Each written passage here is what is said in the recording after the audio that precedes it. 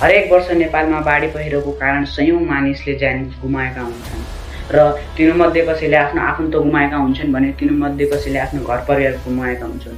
तर के यो केवल भारी वर्षाको कारण हो? आज हामी यसकै बारेमा बुझ्नेछौँ। नेपाल संसारकै सबैभन्दा धेरै प्राकृतिक विपद र जोखिम भएको देशमध्ये एक हो।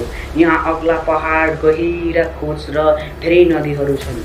मनसुन सुरु भएपछि यी सबै कारणले जोखिम बढ्छ।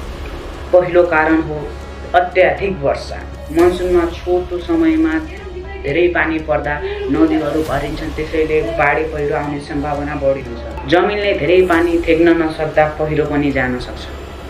र दोस्रो कारण हो वन कटानी। रुखले माटोलाई समातेर राख्छ र ती रुख काट्दा माटो कमजोर हुन्छ अनि बाढी पहिरो जाने सम्भावना बढी हुन्छ। र तेस्रो कारण हो सडक निर्माण।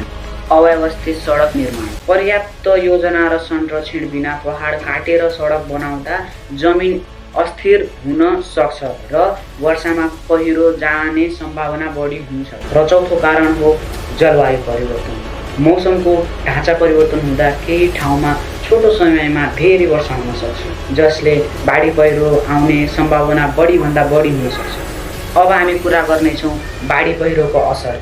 यसका कारण घर, विद्यालय, पुल, सडक र खेतीपातीमा ठुलो क्षति हुन सक्छ।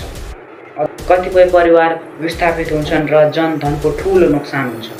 अब म गइरहेको छु यो ठुलो बाढी पहिरोको समाधानको कुरा गर्न। यसको समाधानका लागि अब म कुरा गर्न गइरहेको छु यो बाढी पहिरोको समाधान।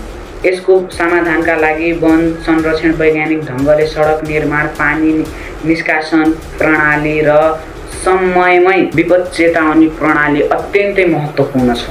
प्राकृतिक विपदलाई पूर्ण रूपमा रोक्न सकिँदैन, तर सही योजना र जिम्मेवारी विकास जनचेतनाले यसको क्षति धेरै कम गर्न सकिन्छ। यदि यो भिडियो उपयोगी लाग्यो भने लाइक, कमेन्ट, सेयर, सब्स्क्राइब गर्न नबिर्सनुहोला। धन्यवाद।